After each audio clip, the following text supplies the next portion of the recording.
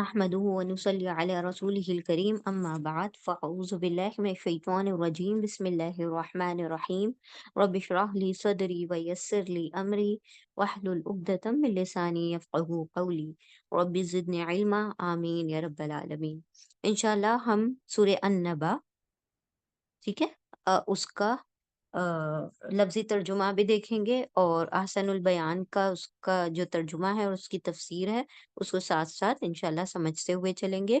تو انشاءاللہ ہم روزانہ ایک آیت کریں گے۔ تو ہم پہلی آیت شروع کرتے ہیں۔ بسم اللہ الرحمن الرحیم۔ النبا یہ مکی صورت ہے۔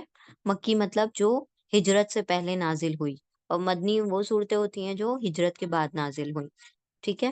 تو مائگریشن سے اس کا تعلق ہے، جب مائگریشن سے پہلے ہیں وہ مکی صورتیں ہیں، اور جو مائگریشن کے بعد میں ہیں وہ مدنی صورتیں، irrespective آف اینی پلیس، وہ کہیں پر بھی نازل ہوئی ہوں، کسی بھی جگہ نازل ہوئی ہیں، اگر وہ ہجرت سے پہلے نازل ہوئی ہیں تو وہ مکی ہی کہلائیں گی، ٹھیک ہے، اور بعد والی مدنی۔ اچھا، اب یہاں پر النبا جو ہے اس کا میننگ کیا ہوتا ہے؟ النبا کا مطلب ہوتا ہے خبر۔ نبا نون با حمزہ سے مل کر بنا ہے، نون با حمزہ اس کے روٹ لیٹر ہے، نبا کا مطلب ہوتا ہے خبر، اور اسی سے نبی ورڈ بنا ہے، نبی مطلب خبر دینے والا، ٹھیک ہے۔ اس میں اس سورہ میں 40 آیتیں ہیں اور 2 رکوع پر یہ مشتمل ہے، 2 رکوع پر یہ سورہ مشتمل ہے۔ انشاءاللہ ہم شروع کرتے ہیں۔ عما یتساءلون، پہلی آیت ہے، بسم اللہ الرحمن الرحیم۔ عما یتساءلون، اما یہ جو لفظ ہے یہ 2 لفظوں سے مل کر بنا ہے، ان اور ما، ٹھیک ہے، ان اور ما سے مل کر بنا ہے۔ ان مطلب اباؤٹ، ان اور ما، ان کا مطلب ہوتا ہے بارے میں، کسی چیز کے بارے میں، کسی چیز کے متعلق، اباؤٹ، اور ما کا مطلب ہوتا ہے کیا، کیا، واٹ، تو اباؤٹ واٹ، اباؤٹ واٹ یعنی کیا بارے میں، کیا بارے میں مطلب کس بارے میں، اما کیا بارے میں، کس بارے میں، یتساءلون، یتساءلون کو ہم 3 حصوں میں ڈیوائڈ کر دیتے ہیں، یا اور تساءلو اور اونا، ٹھیک ہے، یہ اونا اینڈ میں ہے، یہ بیچ میں ایک ورڈ ہے، اور یا الگ ہے۔ یا کا مطلب ہوتا ہے وہ، یا کا مطلب ہوگا وہ، اور اونا، اونا کا میننگ ہوتا ہے سب، all، تو اونا، اینا، اونا، اینا، یا او آئے گا نا، باولف آئے گا، تو یہ تینوں کا ترجمہ ہوگا سب، all۔ تو یہاں پر ہم ترجمہ کریں گے یا وہ، واو نون سب، تساءلو، اب یہ تساءلو جو ورڈ ہے اس کے اندر روٹ لیٹر ہیں سین، حمزہ، لام۔ روٹ لیٹر کا مطلب ہوتا ہے جس سے یہ ورڈ بنا ہے، سین حمزہ، حمزہ لام کا مطلب ہوتا ہے سألا، سوال کرنا، اور تساءلہ کا مطلب ہوتا ہے آپس میں سوال کرنا، ایک دوسرے سے سوال کرنا، ٹھیک ہے، to inquire one another, to question one another, ایک دوسرے سے آپس میں کوشچن کرنا، سوال کرنا۔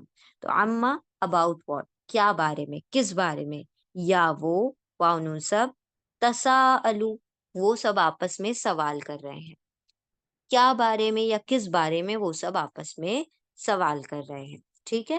یہ پہلی آیت ہے، یہ اللہ سبحانہ وتعالیٰ نے مشرکان مکہ کا سوال یہاں پر مینشن کیا ہے، پھر اس کا جواب انشاءاللہ اللہ سبحانہ وتعالیٰ نیکسٹ آیت میں دیتے ہیں۔ اما یتساءلون، about what are they asking one another، ٹھیک ہے۔ آسن البیان کا اس کا ترجمہ کیا ہے؟ یہ لوگ کس کے بارے میں پوچھ گچھ کر رہے ہیں، پوچھ گچھ مطلب ایک دوسرے سے سوالات کرنا، ایک دوسرے سے کوشچن کرنا۔ تو ہم انشاءاللہ اس کی تفسیر دیکھتے ہیں کہ جب رسول صلی اللہ علیہ وسلم کی خلعت نے نبوت سے نوازا گیا، یعنی آپ صلی اللہ علیہ وسلم کو جب 40 سال کی عمر میں نبوت ملی، اور آپ نے توحید، قیامت وغیرہ کا بیان فرمایا اور قرآن کی تلاوت فرمائی، تو کفار و مشرکین باہم ایک دوسرے سے پوچھتے کہ یہ قیامت کیا واقعی ممکن ہے؟ یعنی کیا ہوا تھا؟ آپ صلی اللہ علیہ وسلم، جو لوگ تھے وہاں کے، وہ یقیناً کیا کرتے تھے، وہ آپ صلی اللہ علیہ وسلم کو جانتے تھے، آپ صلی اللہ علیہ وسلم نے 40 سال ان کے درمیان گزارے تھے، اور وہ سب آپ صلی اللہ علیہ وسلم کو سچا نبی کہتے، سچا شخص کہتے تھے، صادق کہتے تھے، لیکن مسئلہ یہاں سے کھڑا ہوا کہ آپ صلی اللہ علیہ وسلم نے جب نبوت کا اعلان کیا، رسالت کا اعلان کیا، اور بیسیکلی آپ دیکھیں گے جتنے آخری پارے کی موسٹ آف دا سورہ ہے تو وہ سب کیسی ہیں؟ توحید، رسالت اور آخرت پر بیسڈ ہیں۔ توحید مطلب ایک اللہ، رسالت مطلب اللہ کے نبی صلی اللہ علیہ وسلم اللہ کے کیا ہیں؟ رسول ہیں، اور تیسری بات کہ موت کے بعد بھی ایک زندگی ہے، آخرت ہے، اللہ سبحانہ و تعالیٰ کے سامنے کھڑے ہو کر جواب دینا ہے، قیامت ہوگی۔ یہ ساری باتیں آپ صلی اللہ علیہ وسلم نے فرمائی، توحید، رسالت اور آخرت، یہ ہمیشہ مکی صورتوں کا مضمون ہوا کرتا ہے۔